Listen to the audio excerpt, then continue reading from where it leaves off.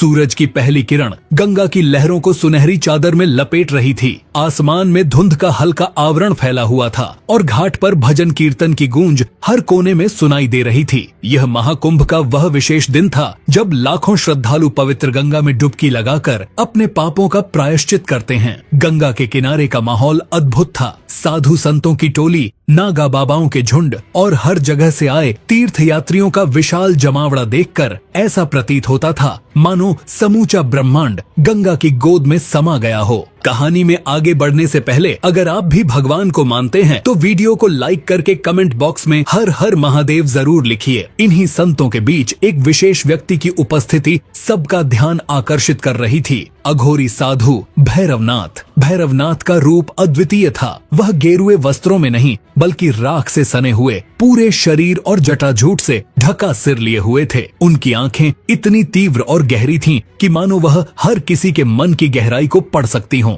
गले में नरमुंड की माला और हाथ में त्रिशूल उन्हें और भी रहस्यमयी बनाते थे। भीड़ उनके चारों ओर इकट्ठी थी। कुछ लोग उनके चरण छू रहे थे तो कुछ डर से उनके करीब जाने की हिम्मत नहीं कर पा रहे थे। साधु ने धीरे धीरे गंगा की ओर कदम बढ़ाए। उनकी हर हरकत में एक अलौकिक शांति थी। उन्होंने गंगा में स्नान के लिए प्रवेश किया और जैसे ही पानी में डुबकी लगाई ऐसा लगा मानो गंगा की लहरें खुद उन्हें स्वीकार कर रही हों। उनके चारों ओर इकट्ठा हुए लोग हर हर महादेव का जय घोष करने लगे। इसी बीच अचानक पुलिस का एक बड़ा दल घाट पर पहुंचा। सिपाहियों की वर्दी और उनकी गाड़ियों के शोर ने माहौल को गंभीर बना दिया। भीड़ ने पीछे हटना शुरू कर दिया, लेकिन भैरवनाथ वहीं शांत खड़े रहे, जैसे इस सब का उन्हें पहले से आभास हो। पुलिस इंस्पेक्टर ने भीड़ की ओर देखते हुए आवाज लगाई, यह अघोरी साधु लोगों को ठग रहा है, इसे तुरंत गिरफ्तार किया जाएगा। भीड़ में हलचल मच गई। कुछ लोग विरोध करने लगे तो कुछ कानाफूसी करते हुए चुपचाप तमाशा देखने लगे। पुलिस ने बिना समय गवाए भैरवनाथ को घेर लिया। इंस्पेक्टर ने गुस्से में पूछा,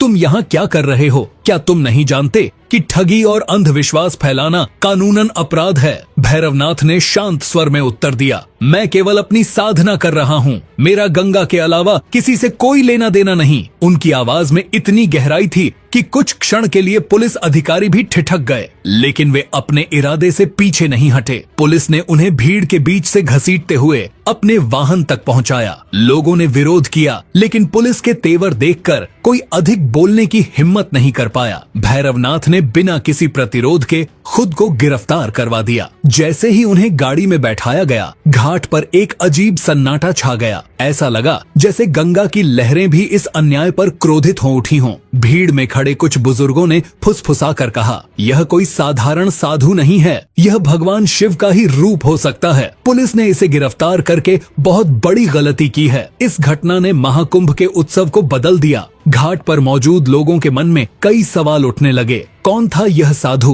क्या सचमुच उसने ठगी की थी या वह किसी गहरे रहस्य का वाहक था? गाड़ी जब साधु को लेकर चली गई तो उनके पीछे पीछे गंगा की लहरें जैसे कुछ कहने की कोशिश कर रही थीं। पुलिस की गाड़ी महाकुंभ के कोलाहल से दूर होती चली गई। गाड़ी में सन्नाटा पसरा हुआ था। अघोरी भैरवनाथ गहरी शांति के साथ बैठे थे। उनकी आंखें बंद थीं, मानो वे इस संसार से परे कहीं विचरण कर रहे हों। इंस्पेक्टर राठौड़, जो अपने कठोर रवैये के लिए प्रसिद्ध थे, उन्हें घूरते हुए बोले, तुम जैसे लोग धर्म के नाम पर भोले भाले लोगों को मूर्ख बनाते हो। अब सच उगलने के लिए तैयार हो जाओ। भैरवनाथ ने अपनी आंखें खोलीं। उनकी नजरें इतनी तीक्ष्ण थीं कि राठौड़ एक पल के लिए असहज हो गए, लेकिन वह अपनी भूमिका निभाने में पीछे नहीं हटे। गाड़ी जेल की ओर बढ़ रही थी और राठौड़ बार बार साधु से सवाल कर रहे थे, तुमने कितने लोगों को ठगा है? किसके कहने पर यह सब कर रहे हो? लेकिन साधु ने कोई उत्तर नहीं दिया। वह चुपचाप बैठे रहे, जैसे उनके आसपास की घटनाओं का उन पर कोई असर ही नहीं हो रहा था। यह चुप्पी इंस्पेक्टर के लिए और भी असहनीय हो रही थी। इंस्पेक्टर के दिमाग में महाकुंभ में घटी घटनाओं की तस्वीरें घूमने लगीं। सुबह ही उन्हें सूचना मिली थी कि एक अघोरी साधु लोगों को ठग रहा है। कई तीर्थयात्रियों ने शिकायत की थी कि भैरवनाथ नामक यह साधु पूजा पाठ और गंगा स्नान के नाम पर लोगों से धन और गहने ले रहा है।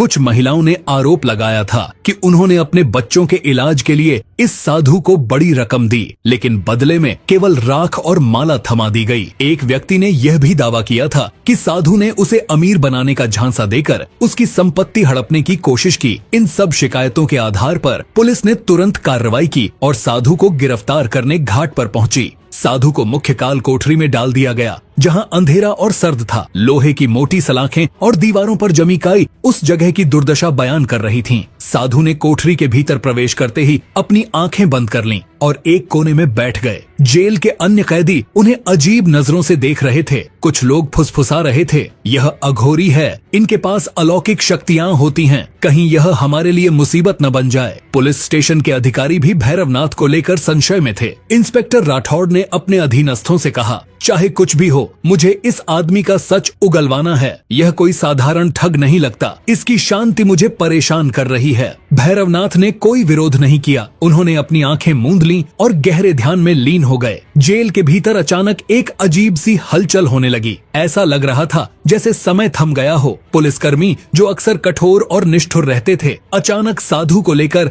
असमंजस में आ गए। उनमें से कुछ ने धीरे धीरे यह महसूस करना शुरू कर दिया कि भैरवनाथ की उपस्थिति में कुछ अद्भुत और रहस्यमयी है। जेल में एक विचित्र घटना घटी। कोठरी के पास ड्यूटी कर रहे सिपाही ने देखा कि साधु के चारों ओर हल्का प्रकाश फैलने लगा। उसने इसे अपनी आंखों का भ्रम समझा और नजरअंदाज कर दिया, लेकिन जल्द ही पूरे जेल में एक अजीब सी शांति छा गई। कैदियों के चिल्लाने और झगड़ने की आवाजें, जो आमतौर पर रात में सुनाई देती थीं, पूरी तरह बंद हो गईं। कुछ कैदियों ने दावा किया कि उन्होंने साधु को कोठरी के अंदर ध्यान करते समय हवा में तैरते हुए देखा। पुलिस अधिकारी इस पर यकीन नहीं कर सके, लेकिन वे भी कुछ असामान्य अनुभव कर रहे थे। महाकुंभ में साधु की गिरफ्तारी के बाद यह खबर तेजी से फैल गई। लोग अब पुलिस के इस कदम पर सवाल उठाने लगे थे। कई श्रद्धालु मानते थे कि भैरवनाथ ठग नहीं हो सकते, उन्होंने हमसे कुछ भी नहीं मांगा। एक महिला ने मीडिया को बताया, वह तो केवल भगवान शिव के नाम का जाप कर रहे थे, अगर वह ठग होते तो उनके पास बड़ी दौलत होती। दूसरी ओर कुछ लोग पुलिस की कार्रवाई का समर्थन कर रहे थे, अगर वह निर्दोष हैं तो यह साबित होगा। एक आदमी ने कहा, जेल में भैरवनाथ के शांत और स्थिर व्यवहार ने इंस्पेक्टर राठौड़ के मन में गहरी जिज्ञासा पैदा कर दी। वह अब सोचने लगा कि कहीं वह गलत तो नहीं है। अगर यह आदमी वास्तव में ठग है तो यह इतनी शांति से कैसे रह सकता है। उन्होंने अपने एक सहकर्मी से कहा, यह इंसान दूसरों से अलग है, हमें इसके बारे में और गहराई से पता लगाना होगा।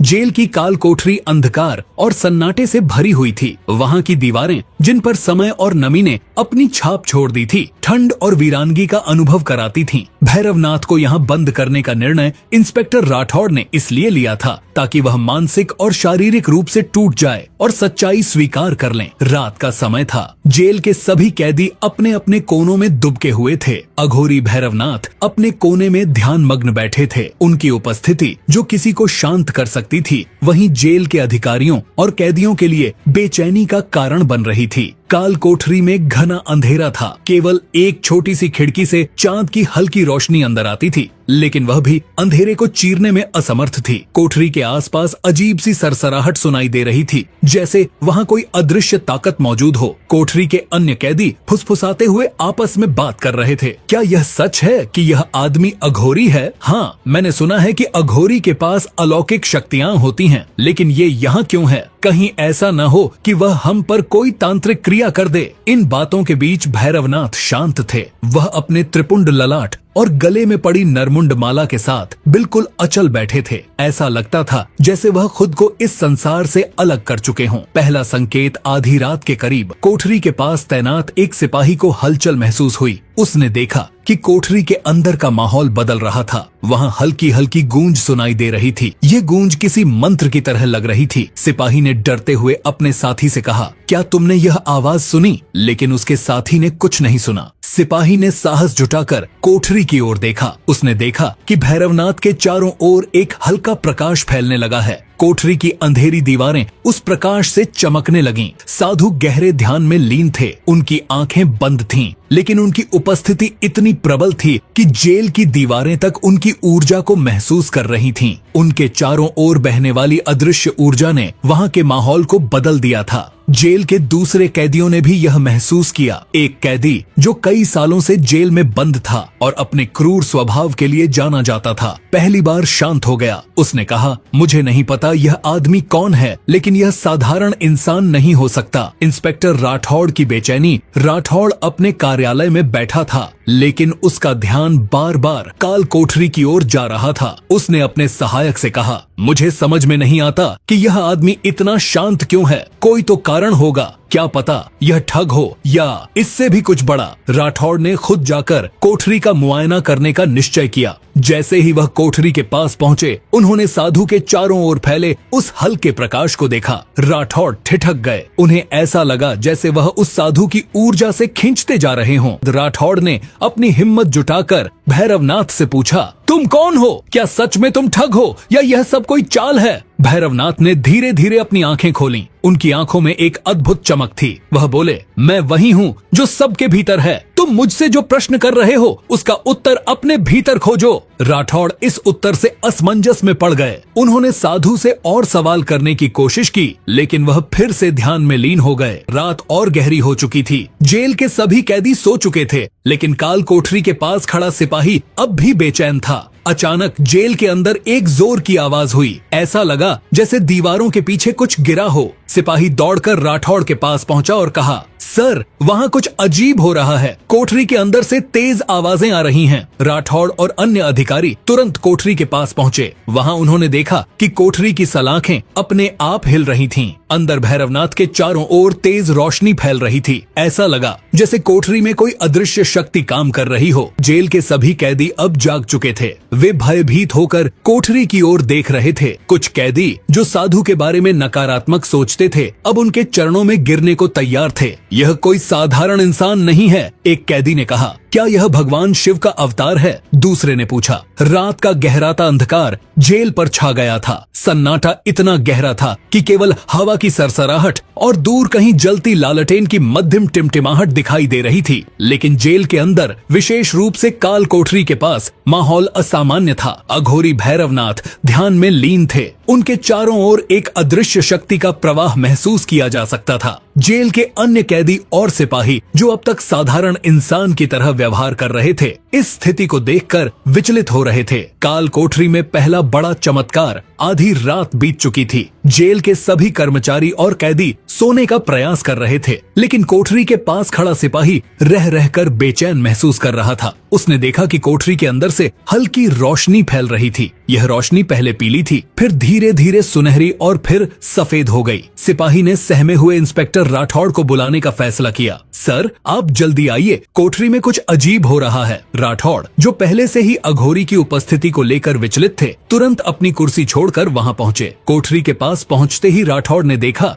कि भैरवनाथ के चारों ओर तेज प्रकाश का एक वृत्त बन चुका था। साधु की आंखें अब भी बंद थीं, लेकिन उनकी उपस्थिति का प्रभाव पूरे वातावरण पर साफ दिखाई दे रहा था। जेल के अन्य कैदी जो पहले झगड़ालू और हिंसक थे, अब शांत हो गए थे। उनमें से कई साधु की ओर ध्यान मग्न होकर देख रहे थे। एक कैदी जिसने पहले कई बार जेल के नियम तोड़े थे, फूट फूट कर रोने लगा। मैंने अपने जीवन में कई पाप किए हैं, उसने कहा। मुझे लगता है कि यह साधु मुझे देख रहा है, मेरी आत्मा को। राठौड़ का पहला बड़ा संदेह। इंस्पेक्टर राठौड़, जो अपने कड़े व्यवहार के लिए जाने जाते थे, इस घटना को देखकर विचलित हो गए। उन्होंने खुद से कहा, यह आदमी क्या है? क्या यह वाकई ठग हो सकता है या हमारे सामने कुछ ऐसा है जो हमारी समझ से परे है? उन्होंने साधु से पूछा, यह सब क्या हो रहा है? तुमने ऐसा क्या किया कि यह कोठरी भी तुम्हारी शक्ति से भर गई है? साधु ने धीरे से आंखें खोलीं। उनकी आंखों में गहराई और शांति थी। उन्होंने कहा, जो तुम देख रहे हो वह तुम्हारे भीतर का ही प्रतिबिंब है। डर तुम्हारी कल्पना है और जो प्रकाश तुम्हें दिख रहा है वह सत्य है। रात के तीसरे पहर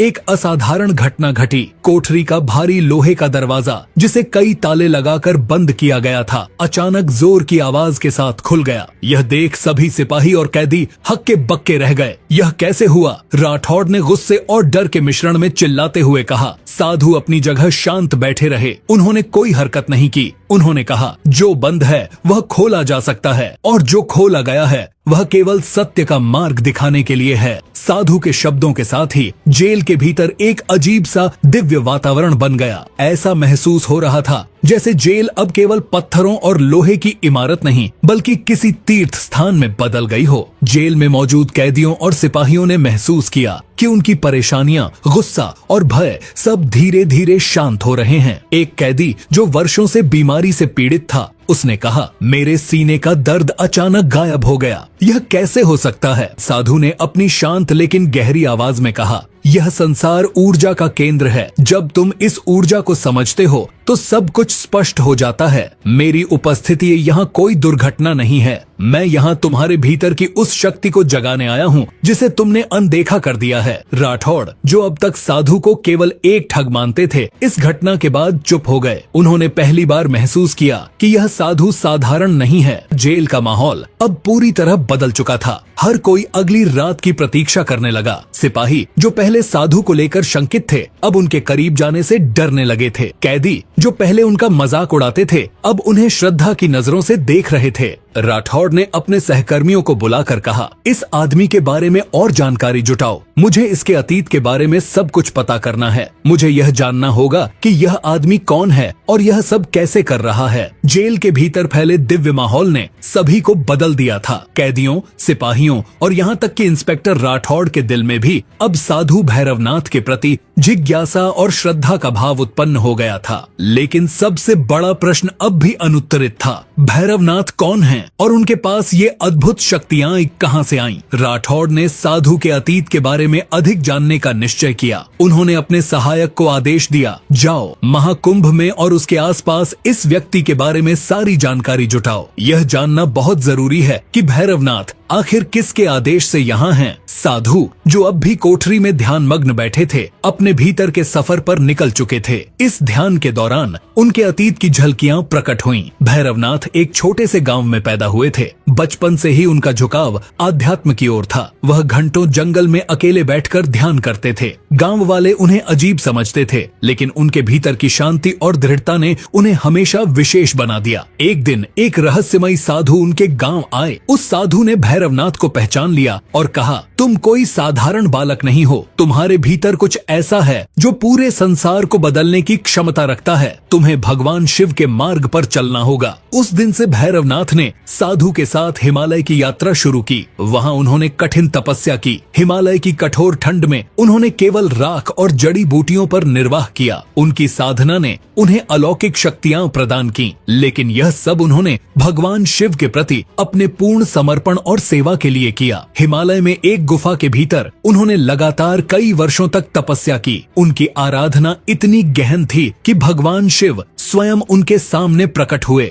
भैरवनाथ, भगवान शिव ने कहा, तुमने जो साधना की है वह केवल तुम्हारे लिए नहीं है, यह संसार की भलाई के लिए है। तुम मेरे मार्गदर्शक बनोगे और उन लोगों को रास्ता दिखाओगे जो अंधकार में भटक रहे हैं। लेकिन याद रखना, यह मार्ग कठिन होगा। भगवान शिव ने उन्हें कई शक्तियां प्रदान की और एक वरदान दिया, जब भी भैरवनाथ को मानवता के कल्याण के लिए उनकी आवश्यकता होगी, शिव स्वयं उनके साथ होंगे। भैरवनाथ के अतीत का यह अद्भुत रहस्य धीरे धीरे राठौड़ और अन्य जेल कर्मचारियों के समक्ष खुलने लगा। राठौड़ के सहायक ने महाकुंभ में साधु के बारे में छानबीन की और पता लगाया कि भैरवनाथ पिछले 10 वर्षों से महाकुंभ के हर आयोजन में उपस्थित होते हैं, लेकिन उन्होंने कभी किसी से कुछ नहीं मांगा। लोग कहते हैं कि वह केवल शिव की पूजा करते हैं और उन लोगों की मदद करते हैं जो सच्चे दिल से उनके पास आते हैं। सहायक ने कहा, उन पर ठगी का आरोप लगाने वाली महिलाएं खुद अब यह मानने लगी हैं कि उन्होंने कोई अपराध नहीं किया। शायद हमने गलती की है। उस रात जेल में एक और रहस्यमयी घटना घटी। साधु भैरवनाथ ध्यान में बैठे थे और अचानक जेल के अंदर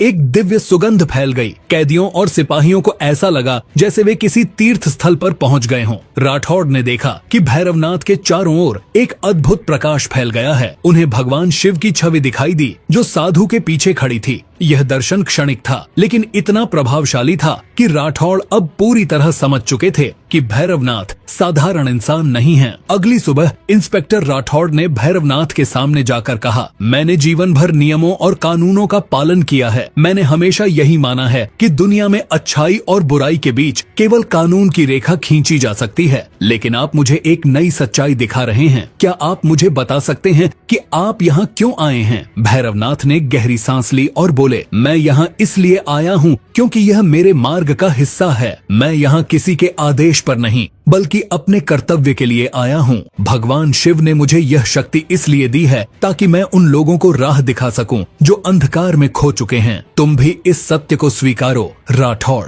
यह शक्ति तुम्हारे भीतर भी है। भैरवनाथ की शक्तियों और उनके दिव्य व्यक्तित्व के सामने अब तक जेल में जो भी संशय था वह धीरे धीरे मिटने लगा। पुलिस कर्मियों और कैदियों के दिल में उनके प्रति सम्मान और श्रद्धा का भाव पैदा होने लगा था। जेल में कैदियों का व्यवहार आश्चर्यजनक रूप से बदलने लगा। जहां पहले कैदी एक दूसरे से झगड़ते रहते थे, अब वही कैदी शांत हो गए थे। कुछ कैदी तो ध्यान लगाने लगे थे। राठौड़ ने यह परिवर्तन देखकर कहा, यह आदमी कोई साधारण इंसान नहीं है। इसकी उपस्थिति ने जेल का माहौल ही बदल दिया है। एक रात जब जेल के सभी कैदी सो रहे थे, तभी अचानक पूरे जेल में घंटियों की आवाज गूंजने लगी। यह आवाज इतनी मधुर थी कि हर कोई मंत्रमुग्ध हो गया। कैदियों और पुलिस कर्मियों ने देखा कि भैरवनाथ के चारों ओर फिर से तेज प्रकाश फैल गया। इस बार प्रकाश इतना प्रबल था कि जेल की दीवारें तक सुनहरी दिखने लगीं। अगली सुबह राठौड़ ने भैरवनाथ से पूछा, आपने यह सब कैसे किया? यह सब क्या दर्शाता है? भैरवनाथ ने मुस्कुराते हुए कहा, यह केवल प्रारंभ है। हर आत्मा के भीतर यह शक्ति है। यह तुम पर निर्भर करता है कि तुम इसे कैसे जागृत करते हो। राठौड़,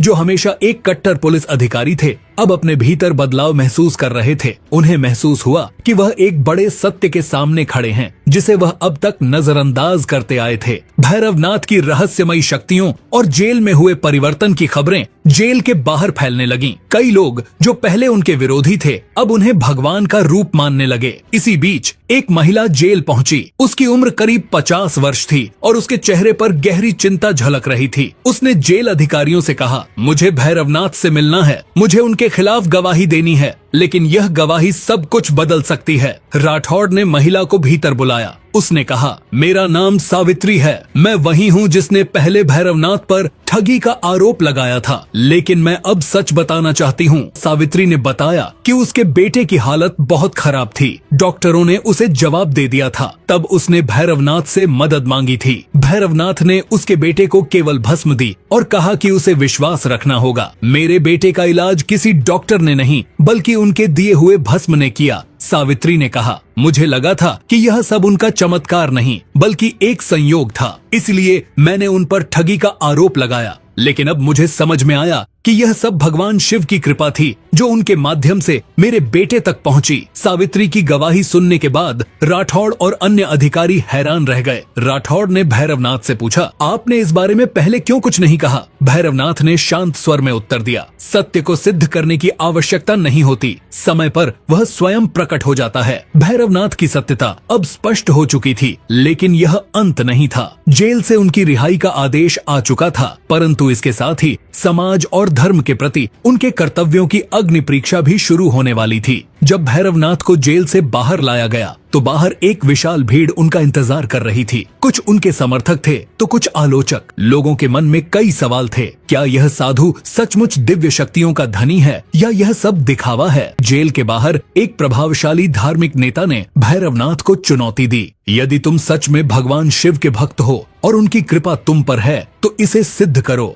हमारे समाज में बहुत अन्याय हो रहा है। अगर तुम्हारे पास सचमुच कोई शक्ति है तो इसे समाज के कल्याण के लिए उपयोग करो। भैरवनाथ ने शांत स्वर में कहा, शक्ति का प्रदर्शन करना उसका अपमान है, लेकिन यदि यह समाज के हित के लिए है तो मैं इस चुनौती को स्वीकार करता हूँ। पहली चुनौती के रूप में भैरवनाथ को एक गरीब गांव में ले जाया गया जहां एक गंभीर महामारी फैली हुई थी। गांव वालों ने उनसे मदद की गुहार लगाई। भैरवनाथ ने गांव में प्रवेश किया और अपनी साधना से जल को औषधि में परिवर्तित किया। उन्होंने इसे पीने का निर्देश दिया। कुछ ही दिनों में गांव में सुधार होने लगा। इस घटना ने भैरवनाथ के प्रति जनता की आस्था को और भी मजबूत कर दिया। लोग उन्हें अब केवल एक साधु नहीं बल्कि भगवान शिव का दूत मानने लगे। गांव में अपनी पहली परीक्षा के सफलतापूर्वक पूर्ण होने के बाद भैरवनाथ ने महाकुंभ की ओर लौटने का निश्चय किया। अब यह वापसी केवल उनके लिए नहीं थी बल्कि उन हजारों लोगों के लिए एक नई आशा का प्रतीक बन चुकी थी जो उनका अनुसरण कर रहे थे। जैसे ही भैरवनाथ महाकुंभ की ओर बढ़े, उनके पीछे पीछे चलने वाले अनुयायियों का एक विशाल कारवां बन गया। इन अनुयायियों में वे लोग थे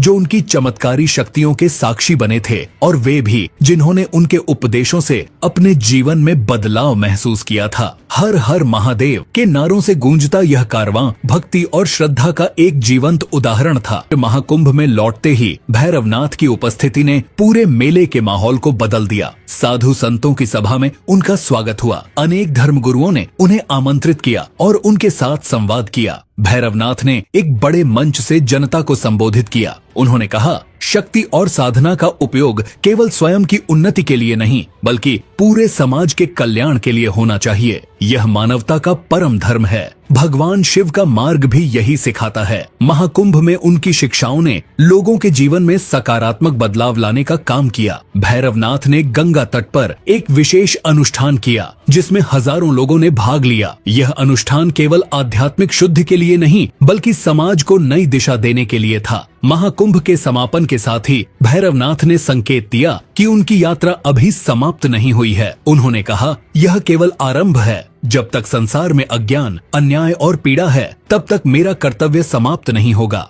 मैं उन सभी स्थानों पर जाऊंगा जहां भगवान शिव की कृपा की आवश्यकता है। महाकुंभ के समापन के बाद भैरवनाथ ने अपनी यात्रा जारी रखी। अब उनके अनुयायियों का समूह इतना बड़ा हो चुका था कि इसे रोक पाना असंभव था, लेकिन उनके सामने एक आखिरी चुनौती बाकी थी। यह चुनौती केवल उनके लिए नहीं बल्कि मानवता के लिए एक परीक्षा थी। भैरवनाथ ने घोषणा की कि वह गंगा के तट पर एक अंतिम अनुष्ठान करेंगे। यह अनुष्ठान केवल एक साधारण धार्मिक क्रिया नहीं थी बल्कि इसका उद्देश्य संसार के सभी अंधकार को समाप्त करना था। गंगा के तट पर लाखों लोग इकट्ठा हुए। अनुष्ठान की शुरुआत के साथ ही वातावरण में एक गहन शांति छा गई। भैरवनाथ ने भगवान शिव का आह्वान किया और तभी आसमान में घने बादल छा गए। बिजली की गड़गड़ाहट के बीच एक दिव्य प्रकाश उनके चारों ओर फैलने लगा। अनुष्ठान के दौरान भगवान शिव ने स्वयं प्रकट होकर भैरवनाथ को आशीर्वाद दिया। उन्होंने कहा, तुमने अपनी साधना और कर्तव्य से यह सिद्ध कर दिया है कि तुम मेरे सच्चे अनुयायी हो। तुमने जो किया है वह केवल एक साधु के रूप में नहीं बल्कि मानवता के मार्गदर्शक के रूप में किया है। अब समय आ गया है कि तुम अपने असली स्वरूप को समझो। भैरवनाथ ने शिव से पूछा, भगवान, क्या मैं आपका अवतार हूँ?